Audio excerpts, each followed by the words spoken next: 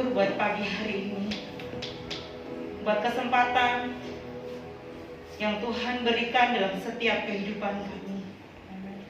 Sebab itu Tuhan, kami mau belajar bertanggung jawab atas setiap kesempatan yang sudah Tuhan berikan dalam kehidupan kami. Pagi hari ini kami minta pengurapan Tuhan atas kami. Kami minta hadirat-Mu memenuhi tempat ini, di mana kami ini memuji memuliakan nama-Mu. Bila hadirat Allah itu Tuhan atas kami, karena kami yakin dan percaya di dalam pujian kuasa-Mu bekerja, di dalam pujian ada pemulihan. Kami percaya Tuhan, Engkau ada bersama dengan kami. Terima kasih Tuhan Yesus, terima kasih. Kami akan mulai ibadah kami ini hanya dalam satu nama yang berkuasa, di dalam nama Tuhan Yesus Kristus. Kami berdoa dan mengucap syukur. Haleluya, amin. Seberapa banyak Bapak Ibu yang merasakan kasih Tuhan, lambaikan tangannya. Amin. Dengan kemuliaan Allah, sekali lagi Bapak Ibu, hari ini merasa bahagia, amin. Karena kita berkumpul tempat ini, karena kasih Tuhan ada bersama dengan kita. Haleluya. Hari ini ku rasa bahagia, berkumpul bersama saudara seiman.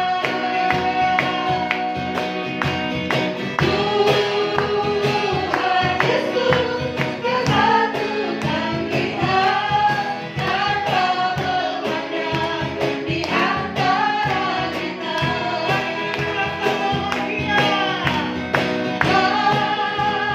Hari ini ku rasa bahagia, berkumpul bersama saudara seiman. Tuhan Yesus yang satukan kita tanpa memandang di antara kita.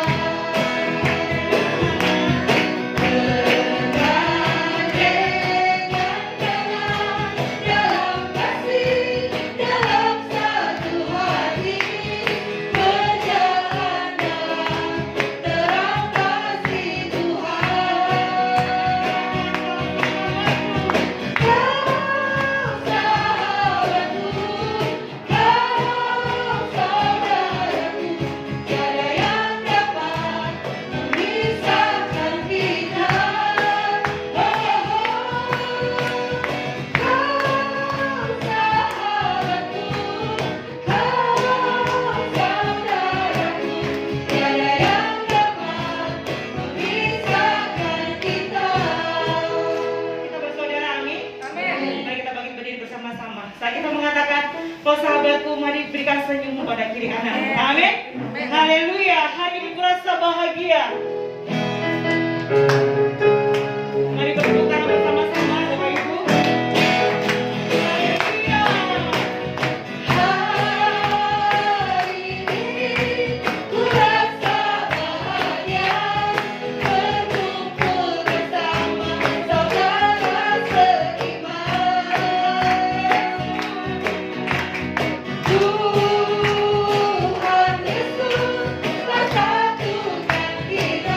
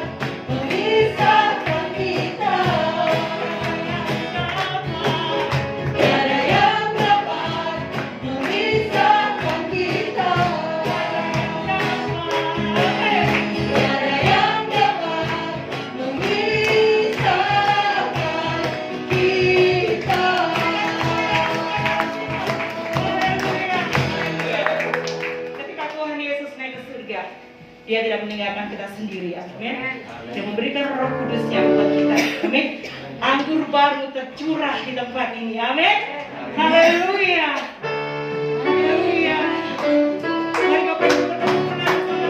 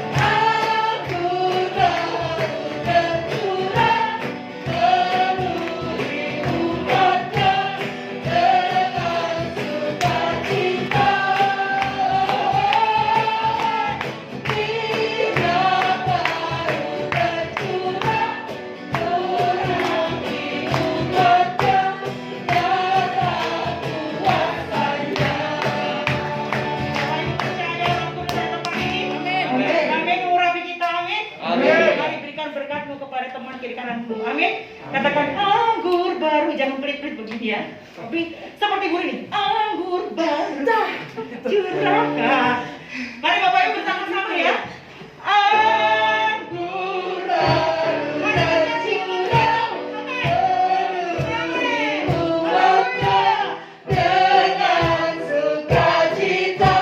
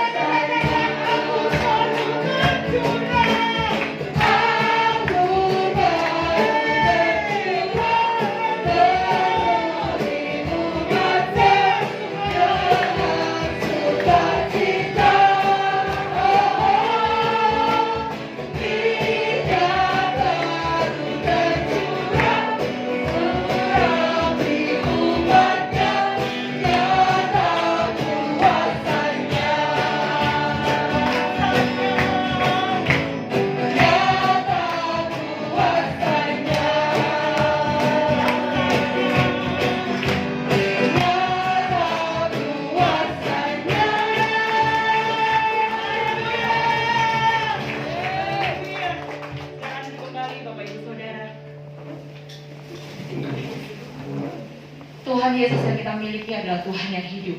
Amin. Dia tidak pernah meninggalkan kita sendiri. Dan Dia selalu memberikan yang terbaik buat setiap anak-anaknya. Pagi hari ini, mari kembali kita membawa hidup kita kepada Tuhan. Kita mau katakan, Tuhan, roh hidup penuhiku, mengalir dalam hidupku.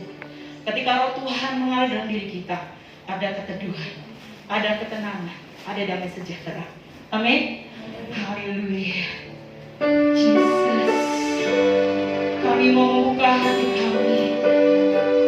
Kami merindukan jamahan-Mu ada bersama kami. Jesus. Haleluya. Roh-Mu yang kudus. Haleluya. Roh-Mu yang hidup penuhiku,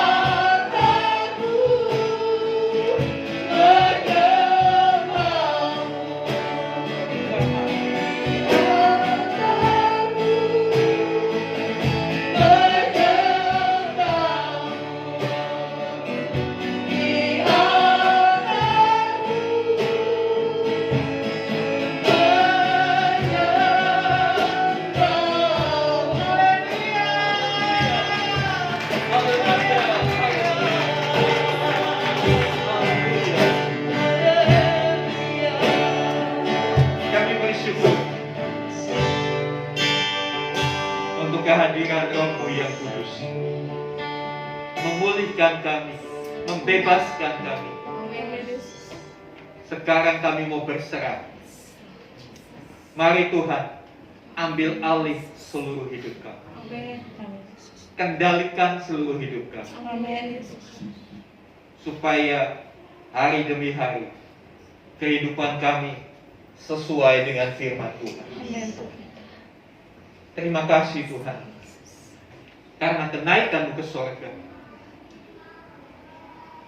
menghadirkan Roh Kudus di tengah dunia, membuat kami mengalami Tuhan yang tidak terbatas. Terima kasih Tuhan. Sekarang sampaikan pesan-Mu buat setiap kami. Nyatakan isi hati-Mu, dan biarlah roh hikmat dan pewahyuan dinyatakan untuk setiap kami. Setiap kami boleh memahami apa yang menjadi kehendak Bapa di surga. Terpujilah nama-Mu Tuhan, kekal selamanya. Di dalam nama Tuhan Yesus kami berdoa. Amin. Amin. Silakan duduk Bapak Ibu Saudara. Shalom. Ya, terima kasih untuk kursi.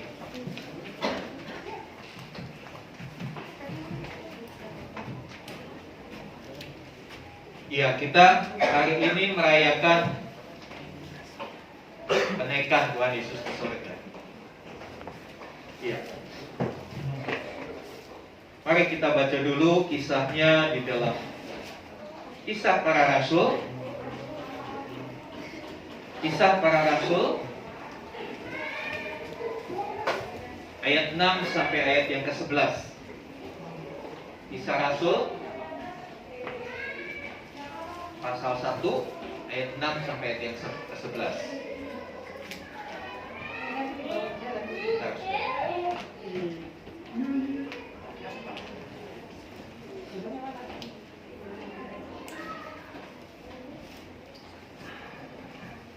Ya.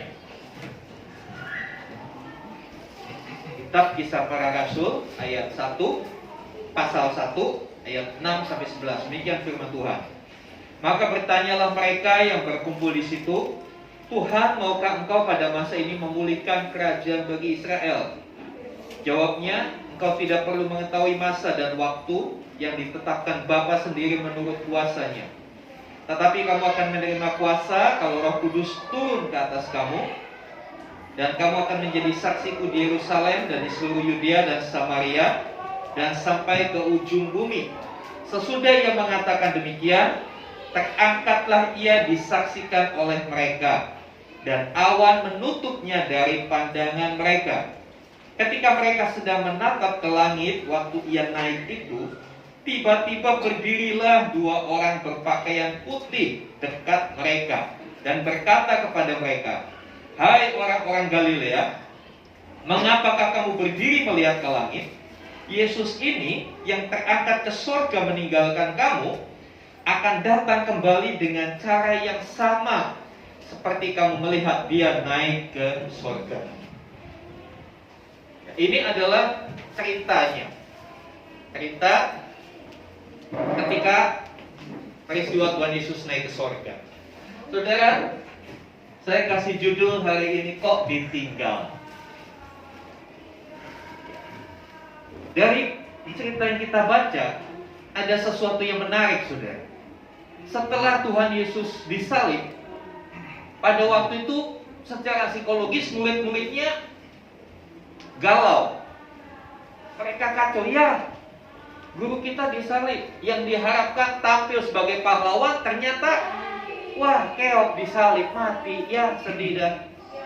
Sehingga beberapa waktu yang lalu kita belajar ada 2 orang yang udahlah pusing-pusing di Yerusalem, udah ke Emmaus. Mungkin mereka bilang healing dulu lah ke Emmaus, mau healing dulu, mendengar berbagai berita yang gak sedap di Yerusalem, membingungkan. Ya. Saudara dikasih Tuhan, setelah Tuhan Yesus mati, 3 hari kemudian dia bangkit. Dan kebangkitannya ini juga menggemparkan. Orang bingung, kok bangkit? Ada apa ini? Sebagian percaya, sebagian tidak percaya.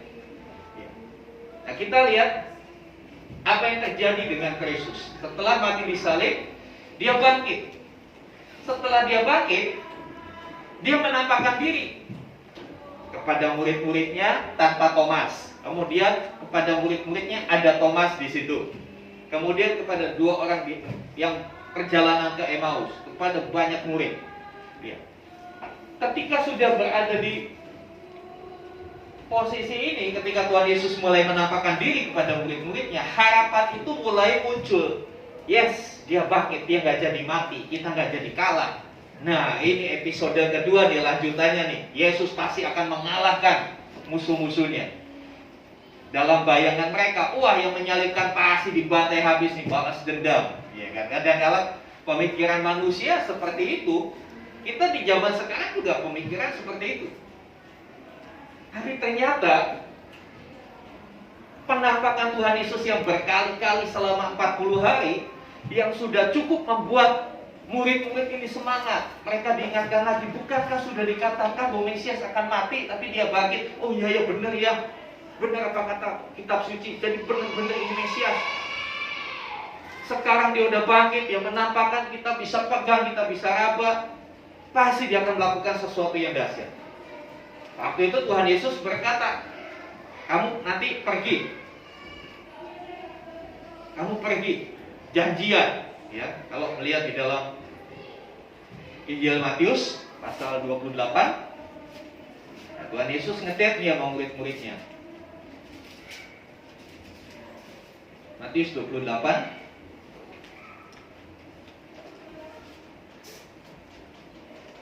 ayat 16. Matius 28 ayat 16. Dan ke-11 murid itu berangkat ke Galilea, ke bukit yang telah ditunjukkan Yesus kepada mereka. Jadi Tuhan Yesus janjian, ayo kita ketemuan ya di Galilea, di satu bukit, Bukit Zaitun. Mereka semangat dong. Ketemu lagi, wah pasti dia akan berbicara banyak hal, pasti dia akan cerita macam-macam. Mereka berangkat ke Galilea.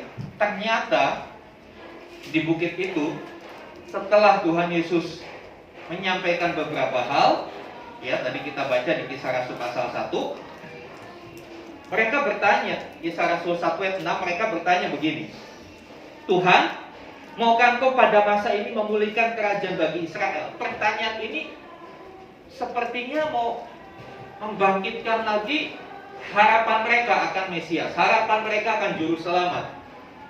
Mereka bilang, Tuhan, maukah Kau pada saat ini, kamu kan sudah bangkit Tuhan, kamu kan sudah menang. Maut gak bisa membelenggu Kau, lama-lama Kau sudah bangkit, maukah Kau memulihkan? Ayo dong Tuhan, do something, lakukan sesuatu, bela kita.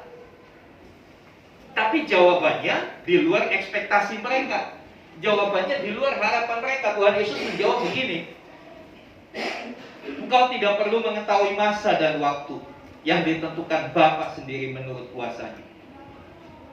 Tetapi kamu akan menerima kuasa kalau Roh Kudus turun ke atas kamu. Dan kamu akan menjadi saksiku di Yerusalem dan di seluruh Yudea dan Samaria dan sampai ke ujung bumi. Belum selesai mereka bisa mencerna, memahami perkataan Tuhan Yesus ini, ya, belum sempat mereka bertanya selanjutnya. Ayat yang ke-9 mengatakan, sesudah ia mengatakan demikian. Kata-kata sesudah ia mengatakan demikian itu seperti satu urutan yang langsung. Setelah dia ngomong begini, terjadi yang di ayat 9 ini. Murid-murid tidak dikasih kesempatan bertanya untuk kedua kali. Tidak dikasih kesempatan menyanggah. Mereka masih dalam kebingungan. Kita minta supaya Yesus membebaskan kita, tapi kok katanya kamu akan menerima kuasa, jadi saksi. Ini apa hubungannya? Mereka masih bingung. Di tengah-tengah kebingungan, ayat 9. Sesudah ia mengatakan demikian, terangkatlah ia disaksikan oleh mereka. Yesus terangkat. Dia nggak terbang, dia terangkat dengan sendiri. Ini fenomena yang belum pernah mereka alami, belum pernah mereka lihat. Ada sosok manusia, fisikalnya manusia, terangkat tiba-tiba, naik, menghilang, ditutup awan. Ya, itu berkata, dan awan menutupnya dari pandangan mereka. Saudara, makanya judulnya saya kasih judul tadi, kok ditinggal. Barangkali kita juga mengalami pengalaman ini. Kita berharap Tuhan bela kita, kita berharap Tuhan tolong, Tuhan ada bersama kita. Tapi seolah-olah sepertinya Tuhan meninggalkan kita. Sepertinya kok saya sendirian. Murid-murid juga begitu, sudah senang Tuhan Yesus bangkit, sudah senang Yesus menampakkan diri, hadir dengan mereka, makan bersama dengan mereka. Tiba-tiba begitu ditanya, Tuhan ayo do something, lakukan sesuatu, dia malah naik. Sehingga mereka berkata, ya kok ditinggalin sih Tuhan? Pertanyaannya, apakah benar-benar setega itu Tuhan Yesus sama murid-muridnya? Apakah sedemikian tega Tuhan Yesus meninggalkan kita orang percaya? Kita akan lihat, saudara. Yesus sendiri menubuatkan kenaikannya. Jadi kenaikan ke sorga bukan peristiwa yang mendadak, bukan spontanitas dari Tuhan Yesus. Tapi itu dia udah ngomongin, dia udah sampaikan. Di dalam Injil Yohanes banyak sekali dicatat apa yang Yesus sampaikan. Yohanes 3 ayat 13. Kita akan cepat membaca Yohanes 3 ayat 13.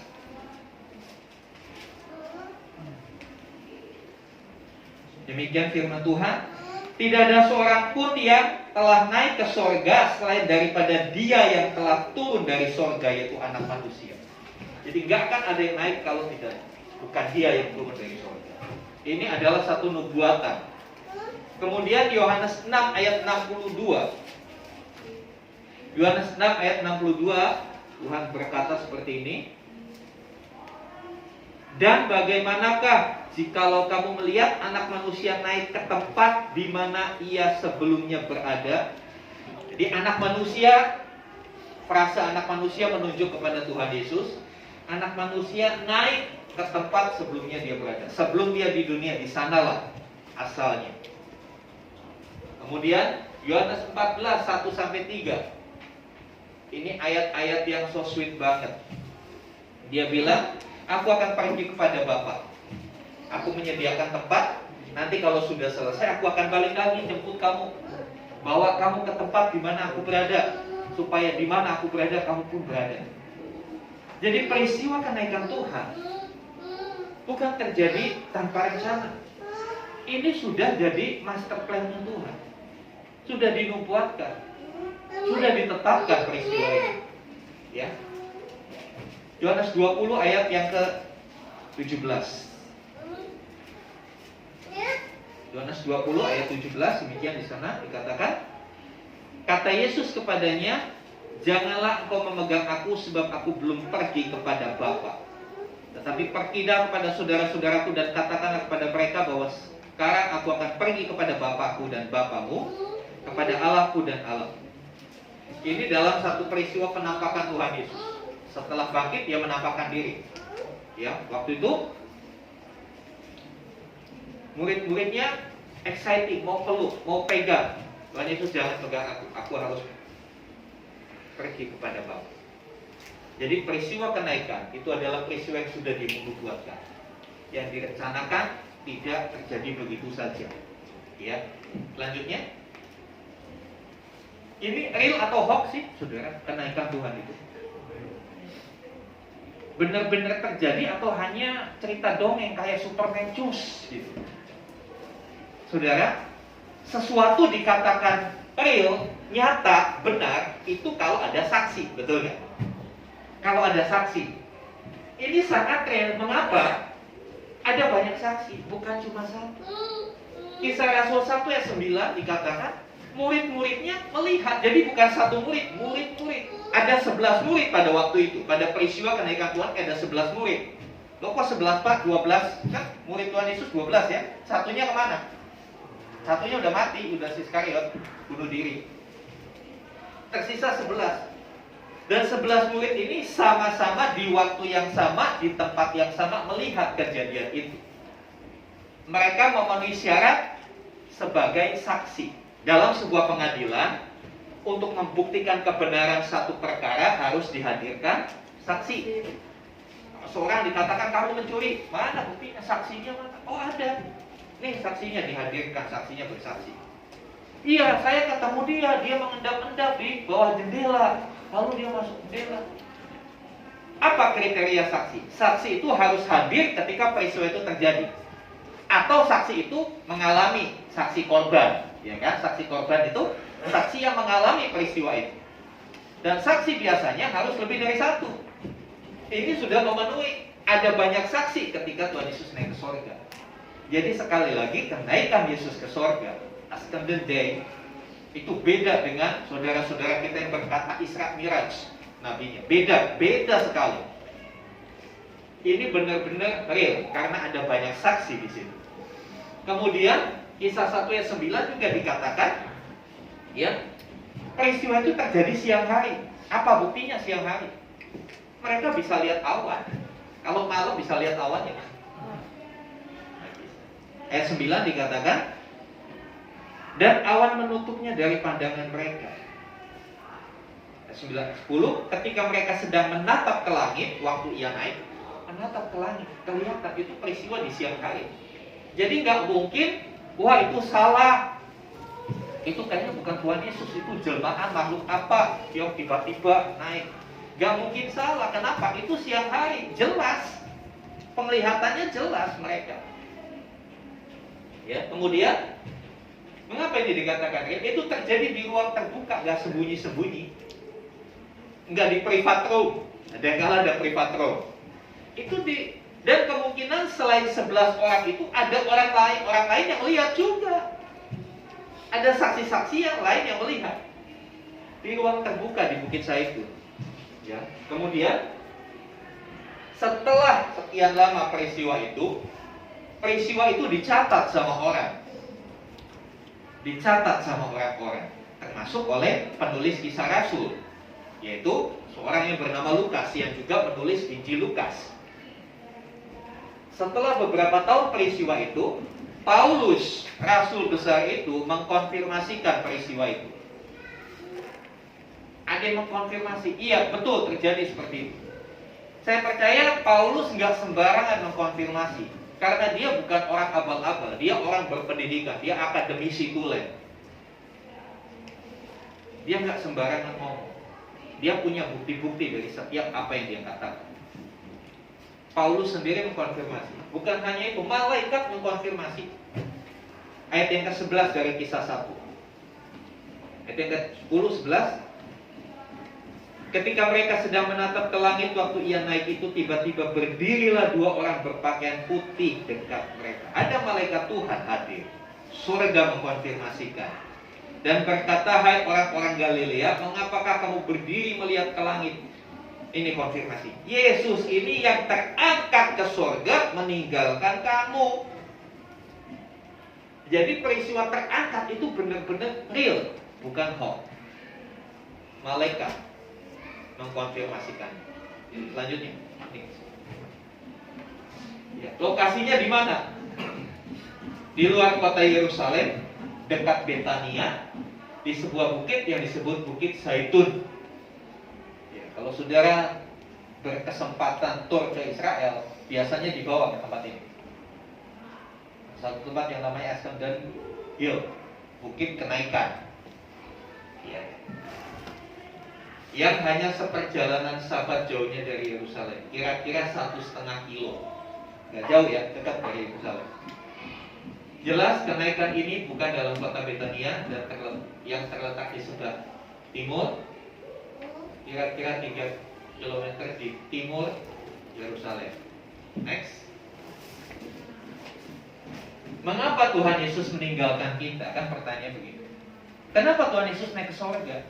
Padahal di Matius 28 ayat 20 dia berkata, karena itu pergilah, jadikanlah semua bangsa muridku, baptislah mereka dalam nama Bapa, Anak, dan Roh Kudus, dan ajarlah mereka melakukan segala sesuatu yang telah kuperintahkan kepadamu. Dan ketahuilah aku menyertai kamu senantiasa sampai kepada akhir zaman. Satu sisi Tuhan berkata aku menyertai kamu, tapi kok ditinggalkan? Betul. Ini kadang-kala orang bingung. Tuhan Yesus bilang aku menyertai kamu, tapi di ayat lain dia naik ke sorga. Kok ditinggal? Kalau naik ke sorga kan ditinggal. Betul nggak sih? Makanya ini yang kita harus pahami. Kenapa Tuhan Yesus meninggalkan kita? Next. Ada hal yang penting sehingga dia harus meninggalkan kita. Ada hal yang penting yang harus dia meninggalkan kita. Yang pertama,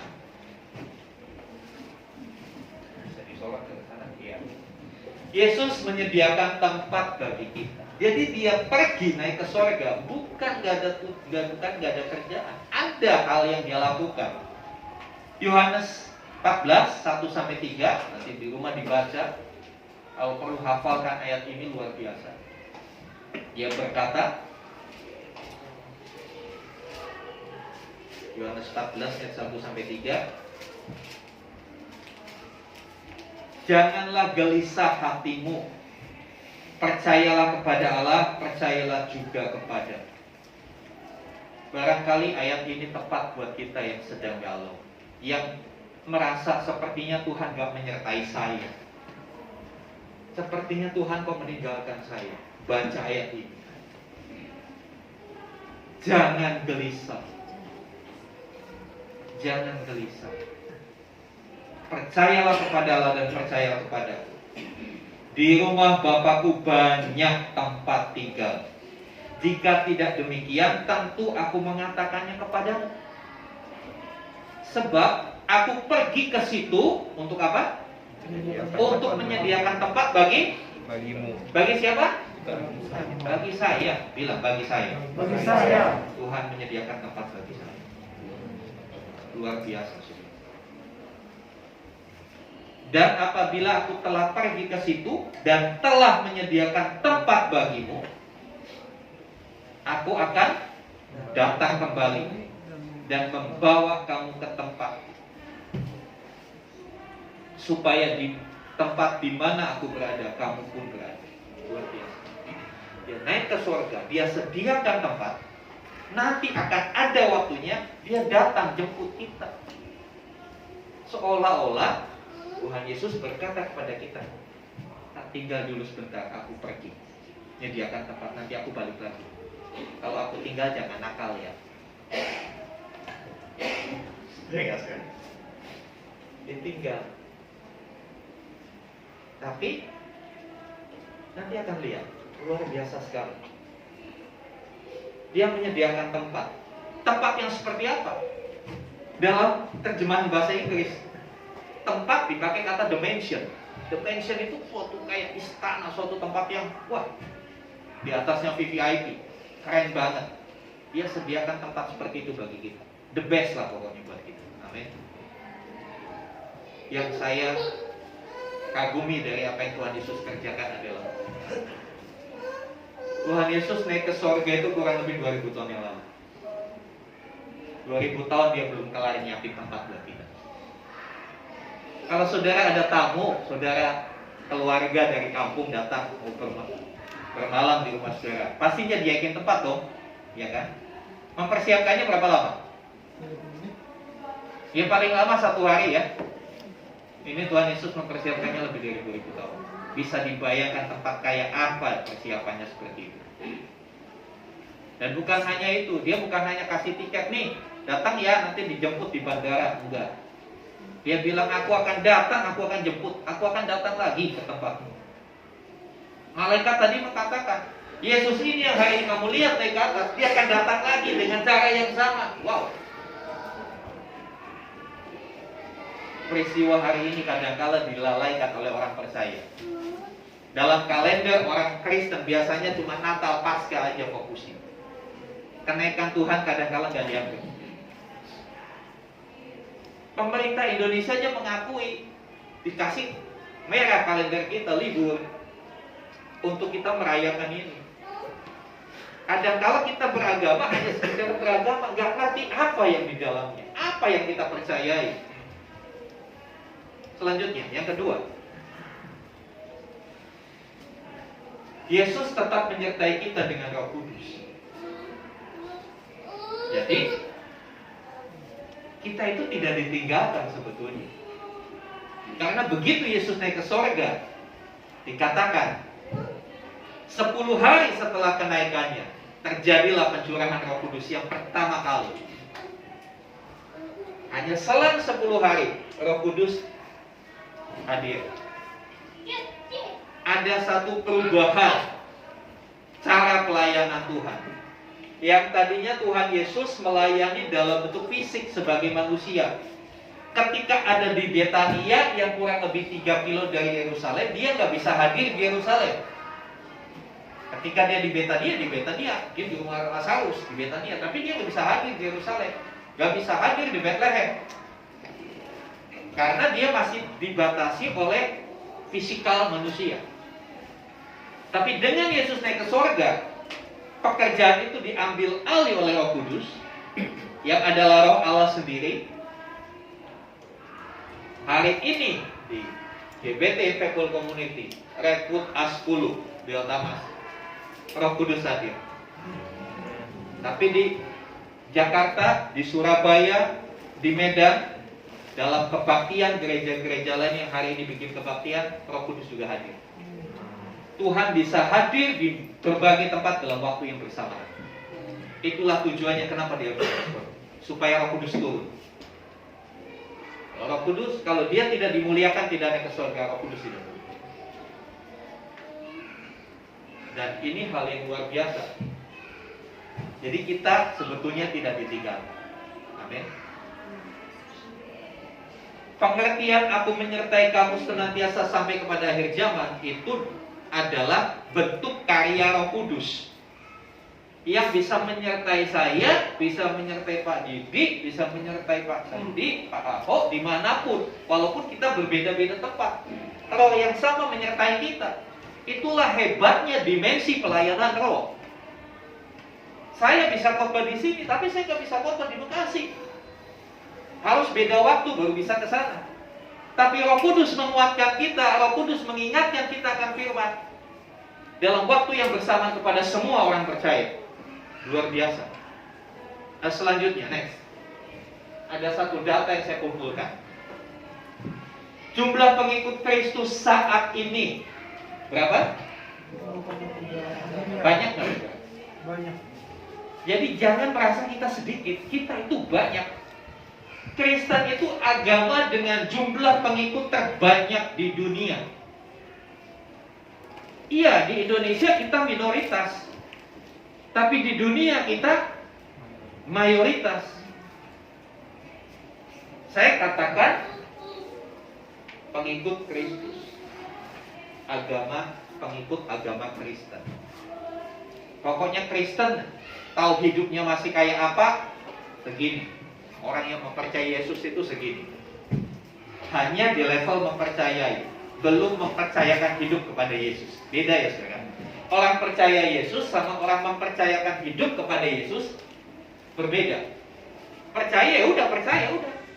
Hidupku ya hidupku. Tapi kalau orang mempercayakan hidup kepada Yesus seperti pujian tadi, kau ambil alih seluruh hidupku. Sudah belum hidup kita diambil alih oleh Tuhan? Siapa yang rindu hidupnya diambil alih oleh Tuhan? Sudah belum diambil alih? Mau nggak diambil alih hidupnya oleh Tuhan? Tapi kadang-kala manusia itu susah, manusia itu suka ngatur. Diatur Tuhan nggak mau, maunya kita yang ngatur. Ayo, benar apa betul? Tuhan bawa kita ke kanan, kita ngeyel ke kiri aja, Tuhan lebih enak ke kiri. Kalau kita mau berkata ambil alih seluruh hidup, berhentilah untuk mengatur Tuhan. Berhentilah untuk mendikte Tuhan. Biarlah hidup kita yang diatur sama Tuhan. Amin. Tapi berapa banyak? Saya akui kadang-kala masih mau ngatur diri sendiri.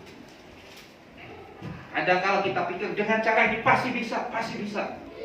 Kita yang atur.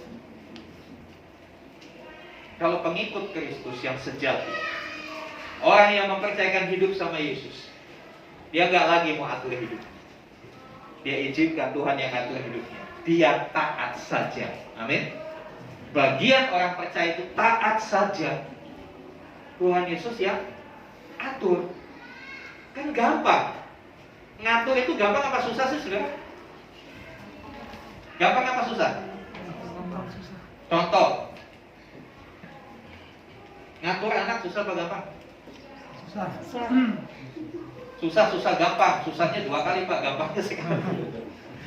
Ya, ngatur keuangan ya sama. Mengatur itu susah, perlu pemikiran. Itu ngatur yang benar, ya kan? Kalau ngatur asal-asalan gampang, tapi ngatur yang benar. Tadi malam belum latihan musik, saya pasang ini. Saya atur tuh, naik turun, nggak gampang, saudara. Udah dipasang jatuh, naik lagi, pasang lagi, nggak gampang. Udah gitu, saya lihat dari jauh ini kurang seperti ini, bongkar lagi, geser sedikit. Ngatur itu bukan hal yang gampang. Sekarang Tuhan bilang, udah aku yang atur hidupmu, kamu nurut aja. Kita masih gak mau. Itulah keras hatinya manusia di sini. Padahal kita yang ngatur belum tentu beres. Benar apa betul sih? Izinkan Tuhan yang ngatur hidup kita. Amin. Izinkan Tuhan yang ngatur bisnismu. Amin. Izinkan Tuhan yang ngatur keuanganmu. Amin. Maka saudara akan melihat bagaimana Tuhan melakukan hal yang ajaib dalam hidup kita. Saudara dikasih Tuhan 2,38 miliar. Kalau Tuhan Yesus hadir dalam bentuk fisik, gak akan mungkin bisa mencapai segini. Karena Tuhan Yesus hanya bekerja di Israel. Gak bisa datang ke Damas, gak bisa datang ke KSD, gak bisa. Tapi karena dia sudah delegasikan kepada Roh Kudus, dimensi roh itu tidak terbatas oleh ruang dan waktu. Dia bisa hadir dimanapun, dia bisa menguatkan setiap kita dimanapun kita berada. Sehingga inilah hasilnya. Next. Ya, saat ini Yesus nggak nganggur di sorga. Saudara pikir Yesus ngapain di sana? Nonton sinetron, nonton drakor, nonton KKN di desa penari. Dia melakukan tugas. Coba Roma 8 ayat 34. Roma 8 ayat 34.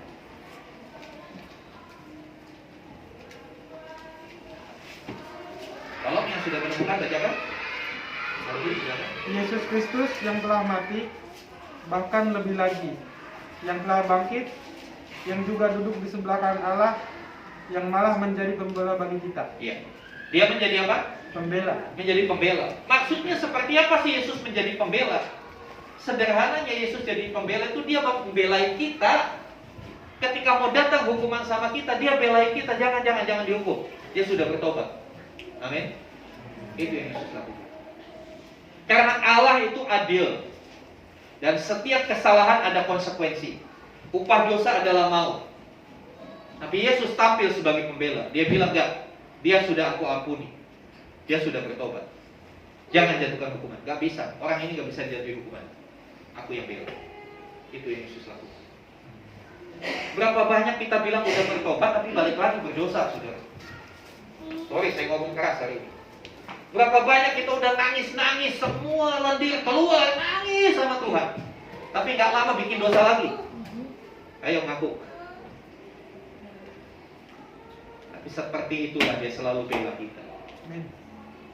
Kita kalau masih bikin dosa kurang ajar kita.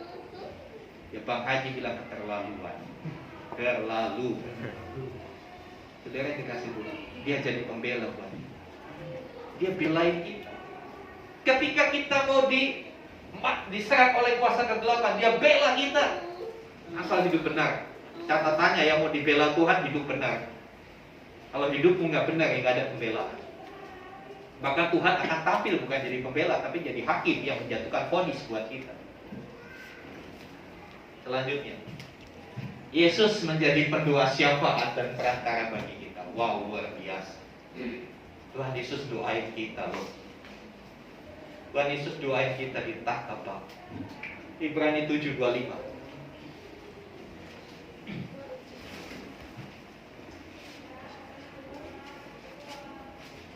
Mau dibacakan lagi? Ibrani 7:25. Karena itu ia sanggup juga menyelamatkan dengan sempurna semua orang yang oleh dia datang kepada Allah, sebab ia hidup senantiasa untuk menjadi pengantara mereka. Iya, sebab ia hidup senantiasa. Yesus hidup nggak? Hidup. Ya, hidup senantiasa untuk menjadi perantara mereka, menjadi pendua bagi kita. Luar biasa. Sungguh dia satu-satunya Tuhan dan Juru Selamat kita. Tidak ada yang lain. Dia bukan hanya menyediakan tempat, tapi dia juga berikan Roh Kudus buat kita, sehingga pekerjaan pelayanannya tidak dibatasi lagi oleh ruang dan waktu. Bahkan di surga dia tidak tinggal diam. Sambil menyediakan tempat, dia terus menjadi pembela dan pendua syafaat bagi kita. Next. Sekarang bagaimana kita merayakan kenaikan Tuhan Yesus? Bersyukur untuk apa yang sudah dia lakukan buat kita. Bentuk ucapan syukur adalah hidup kita persembahkan kepada Tuhan. Sambil bertekun menantikan kedatangannya. Ingat tadi malaikat bilang nanti dia akan datang lagi. Dia akan datang untuk jemput kita. Seperti tadi, seperti seorang bapak, seperti orang tua yang meninggalkan anaknya di rumah, dibilang, "Nah, kita tinggal dulu ya. Itu ada kakak. Aku pergi, nanti aku udah selesai, aku balik lagi jemput kamu. Jangan nakal ya selama ditinggal." Bagaimana selama Tuhan Yesus di sorga? Bagaimana hidup kita? Apakah hidup kita masih on the track dengan Tuhan? Di jalurnya Tuhan? Atau kita mau kita? Mari saudara, dia akan datang kembali. Kedatangan Yesus yang kedua kali dikatakan caranya sama seperti dia naik. Dia datang bukan lagi seperti bayi. Ada satu aliran di Tiongkok yang mengatakan Yesus itu udah datang kedua kali, tapi dalam bentuk perempuan. Loh kenapa? Ya kan suami istri dua jadi satu. Jadi Yesus itu satu, ya dua jadi satu, ya harus ada sisi laki-lakinya. Kali ini dia hadir jadi perempuan. Itu ajaran sesat, saudara. Dia banyak bergerilya lewat grup WA. Jadi kalau ada orang yang ngajak bergabung ke grup WA dengan gereja tertentu, dia yang pernah mau follow. Begitu saudara follow, saudara akan diuber terus dengan aliran itu. Bahkan dampaknya, orang-orang itu akan jadi orang-orang yang eksklusif, gak mau bergaul. Bahkan banyak kejadian dari keluarga pun dia memisahkan diri. Perhatikan, ciri ajaran yang sesat, yang tidak sehat, itu membuat kita eksklusif, membuat kita menutup diri, gak mau bergaul, gak mau punya teman. Bahkan dari keluarga pun dia menarik diri. Nah, saudara yang dikasih Tuhan, Yesus akan datang lagi tidak sebagai bayi lagi. Jadi gak ada Natal yang kedua lagi, gak ada. Natal sudah selesai. Tapi dia datang kali yang kedua seperti dia naik di awan-awan dia akan turun. Bukan sebagai bayi, tapi Yesus dia datang menurut kesaksian Injil Matius. Kita lihat sejenak Matius 28 ayat 18. Matius 28 ayat 18. Seperti ini nanti Tuhan Yesus kalau dia datang.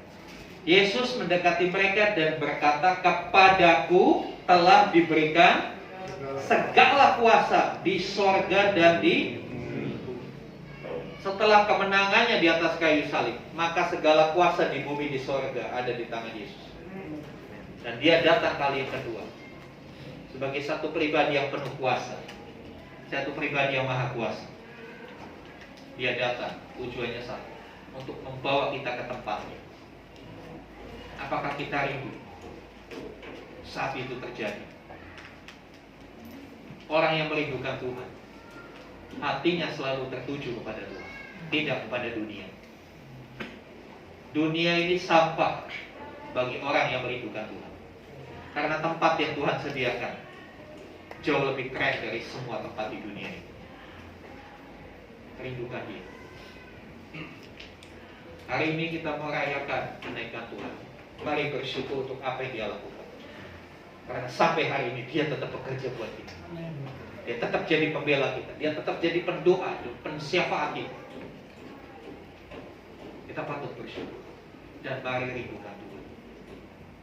Sementara kita menantikan kedatangan Tuhan, bertekunlah di dalam firman, bertekunlah di dalam pengajaran-pengajaran. Amin. Mari sama-sama panggil berdiri. Haleluya, haleluya.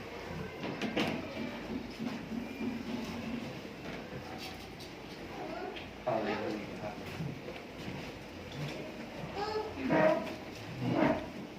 Glory, haleluya.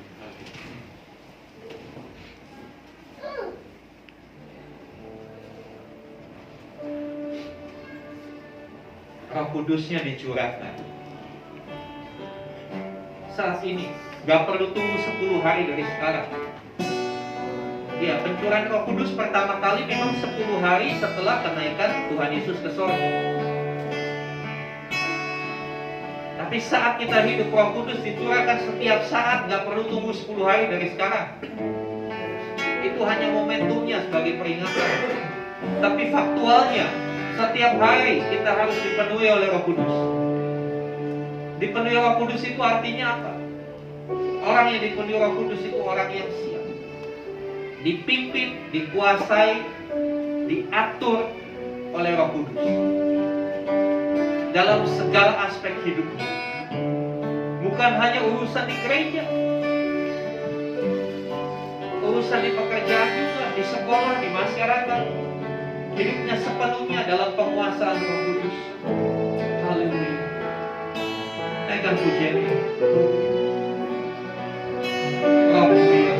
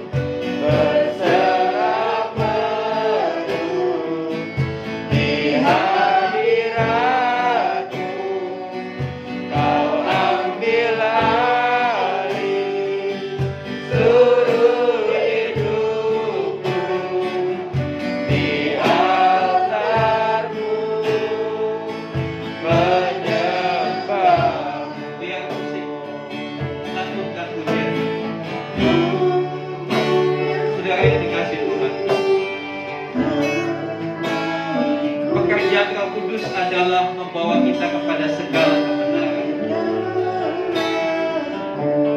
Hasil dari orang yang dipenuhi Roh Kudus ada perubahan karakter, ada buah-buah yang dihasilkan dalam hidupnya. Hidupnya tidak sama lagi. Kalau dulu pemarah, sekarang menyabar. Kalau dulu hidupnya penuh dengan sakit hati, sekarang menjadi orang yang dapat mengampuni. Karya Roh Kudus bukan hanya membuat orang dipenuhi karunia-karunia Roh Kudus. Kebanyakan orang berpikir orang yang dipenuhi Roh Kudus kalau sudah berbahasa roh. Bukan. Itu hanya satu bagian kecil. Ya, bahasa roh adalah karunia Roh Kudus. Tapi yang utama bukan itu. Yang utama, Roh Kudus akan memampukan kita menghasilkan buah roh. Kasih, damai sejahtera, sukacita, kemurahan, kebaikan, kesabaran, kelembutan, berpuasa diri. Hal-hal ini akan susah dilakukan dengan kekuatan kita. Kita akan selalu gagal. Tapi kalau kita izinkan Roh Kudus ambil alih seluruh hidup kita, maka kita akan terheran-heran, kok saya bisa berubah ya? Kok saya bisa sabar? Saya difitnah, saya dituduh yang macam-macam, saya kok bisa sabar? Saudara yang dikasih Tuhan, itu karya Roh Kudus. Ya, Roh Kudus juga memberikan karunia.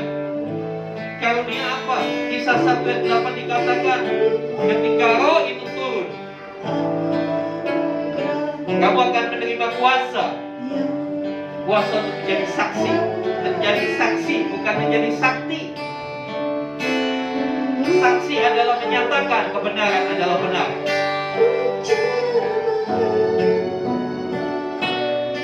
Rindukah kita mengalami perubahan?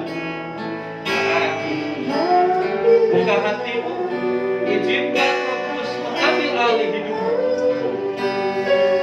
Dia ada di tempat ini. Seberapa ruang hati yang terbuka, demikianlah dia akan memenuhi kita. Sama seperti ketika kita tuangkan air di gelas. Kalau wadahnya cuma 1 gelas, maka penuhnya cuma 1 gelas. Tapi kalau kita bawa 1 galon, maka seukuran galon itu juga akan dipenuhkan. Seberapa hati kita mau buka bagi Roh Kudus, dia akan penuhi, dia akan ambil alih bagian-bagian dalam hidup.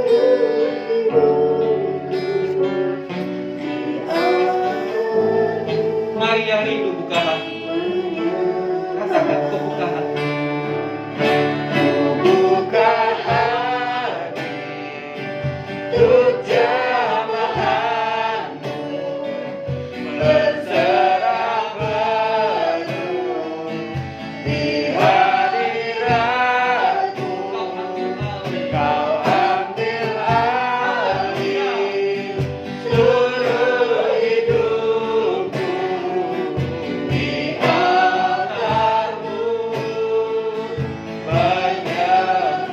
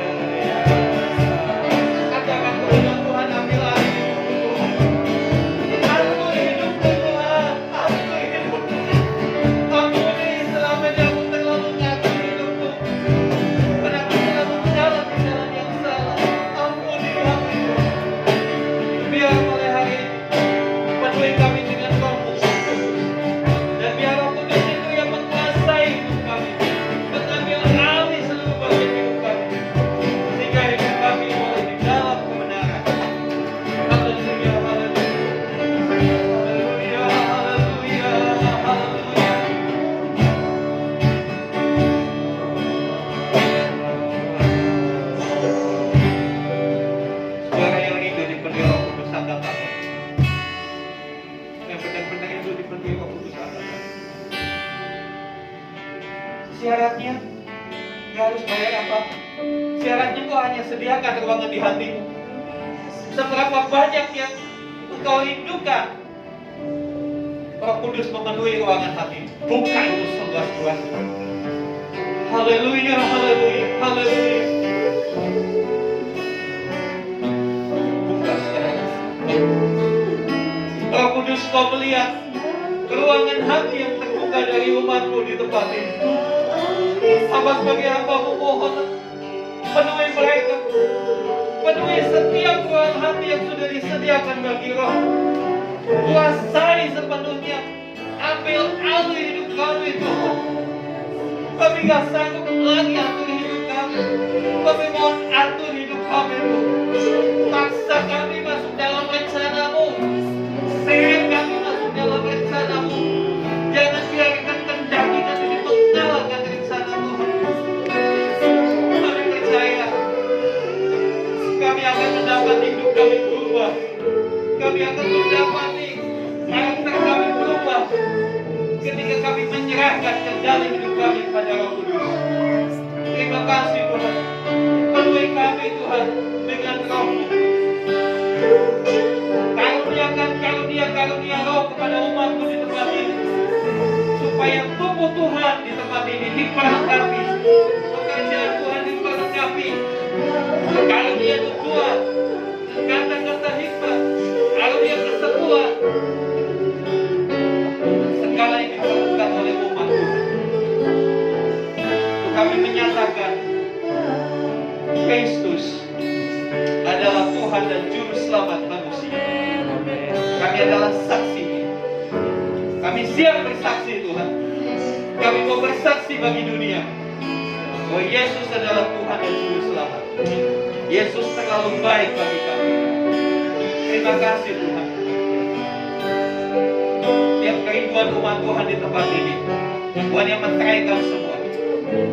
Biar itu semua boleh jadi sesuatu yang nyata, yang pada akhirnya memuliakan Bapa di surga, yang pada akhirnya kami melihat kerajaan Tuhan yang berluas di muka bumi ini melalui kami. Terima kasih Tuhan, terima kasih. Kami bersyukur di dalam nama Tuhan Yesus. Amin. Amin. Silakan duduk sekarang. Ya, puji Tuhan, kita akan memberikan persembahan ucapan syukur kita kepada Tuhan. Nanti saya minta berkenan Bapak Riko untuk boleh menyediakan persembahan.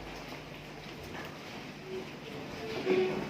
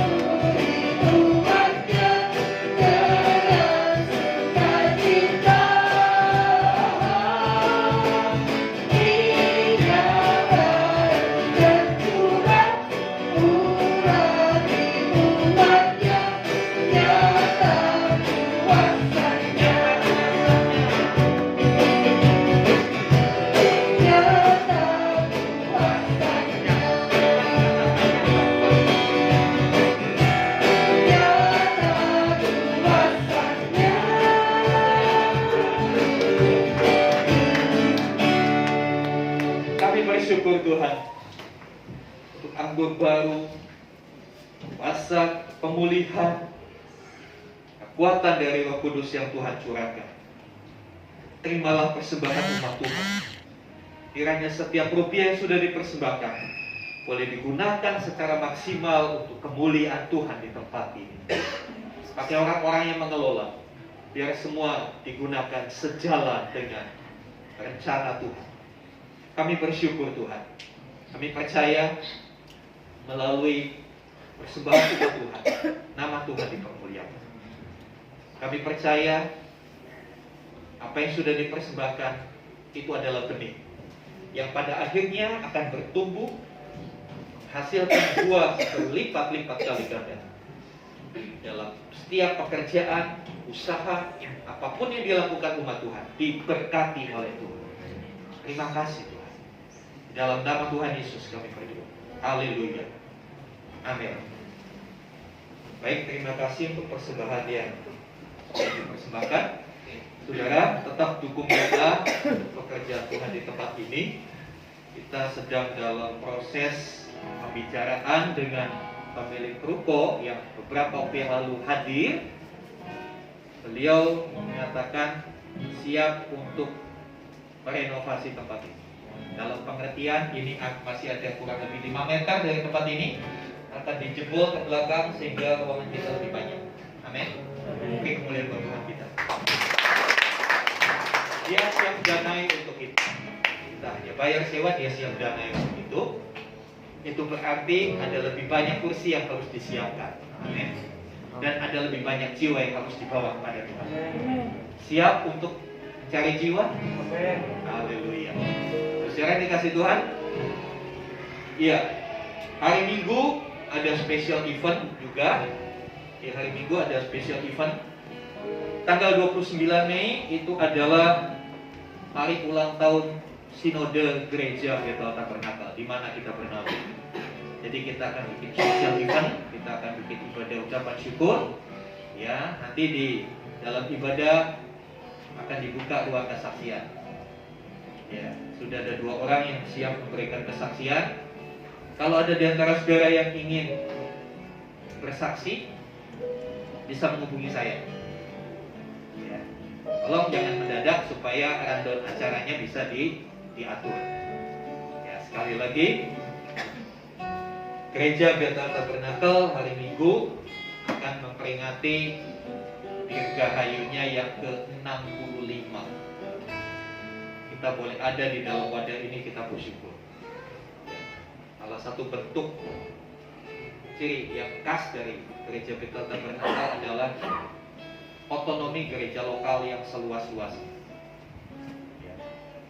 Sehingga kita bisa benar-benar mengembangkan layanan kita tanpa harus diatur, didikte. Kita menyesuaikan dengan situasi dan kondisi jemaat masing-masing. Ya, saya kira itu yang perlu disampaikan. Mari saya sama-sama kita bangkit berdiri, kita kenaikan dua-dua syafaat kita. Kita nanti dengan Bapak Agustinus pimpin kita dalam dua syafaat ini.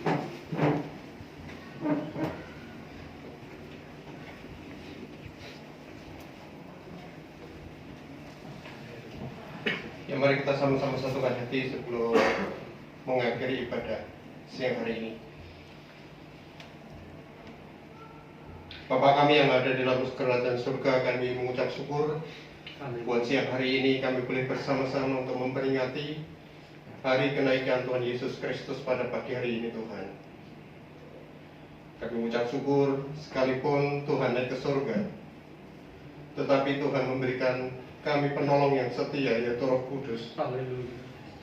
Bukan sekedar Tuhan naik ke surga menjadikan tempat bagi setiap kami, tetapi Tuhan juga menjadi pembela bagi setiap kami. Tuhan menjadi pendoa bagi setiap kami Tuhan. Haleluya. Biarlah kami boleh menyadari bahwa hidup kami adalah bukan milik kami Tuhan. Iya. Tetapi hidup ini adalah milik-Mu Tuhan. Pagi hari ini kami membuka hati kami, biarlah Tuhan terus berkarya atas hidup kami. Tuhan bebas untuk menentukan setiap langkah kehidupan kami Tuhan. Dan biarlah bagian kami untuk kami senantiasa terus bertekun. Kebagian kami untuk senantiasa kami terus memperhatikan keadaan kami, untuk kami melangkah, untuk kami bertindak, untuk kami menyesuaikan dengan setiap apa yang Tuhan mau bagi kehidupan kami. Terima kasih Bapak surga, terima kasih Roh Kudus, kami menyerahkan kehidupan kami. Biarlah setiap benih firman Tuhan pada pagi hari ini Tuhan, Roh Kudus yang senantiasa terus memberikan kami kemampuan untuk kami menjadi pelaku-pelaku kebenaran itu Tuhan Yesus. Sehingga setiap langkah kehidupan kami hari ini ke depan, kami semakin memiliki kualitas yang lebih baik. Melalui kehidupan kami, buah-buah kami yang boleh dinikmati dimanapun kami ada Tuhan. Terima kasih Bapak surga, terima kasih Roh Kudus. Kami sepakat berdoa untuk hamba-Mu yang telah memberitakan firman-Mu bagi setiap kami. Biarlah pengurapan hikmat telah turun atas hamba-Mu Tuhan Bapak Upajar. Tuhan telah pilih untuk memimpin kami. Kami percaya bahwa kekuatan kesehatan menyertai hamba-Mu.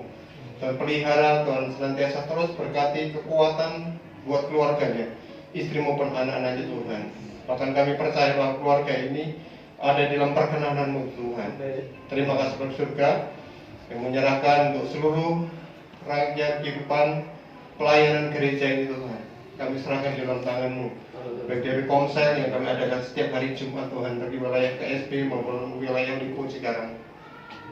Bahkan setiap komsel-komsel yang nantinya akan berkembang ke depan, kami serahkan sepenuhnya di dalam tangan-Mu Tuhan Yesus. Tuhan yang terus tumbuh kembangkan kami. Tuhan mampukan kami untuk senantiasa kami terus bergandeng tangan untuk melebarkan kerajaan-Mu di tempat ini Tuhan. Terima kasih Bapak surga. Kami menyerahkan untuk lingkungan kami di mana gereja ini ada. Tuhan yang terus memberkati lingkungan kami. Biarlah kenaikan Tuhan Yesus Kristus tidak kami nikmati secara pribadi Tuhan. Kami boleh lepaskan buat setiap lingkungan kami, perjumpaan kami dengan siapapun. Damai sejahtera Allah kami lepaskan atas lingkungan kami di dalam nama Tuhan Yesus Kristus.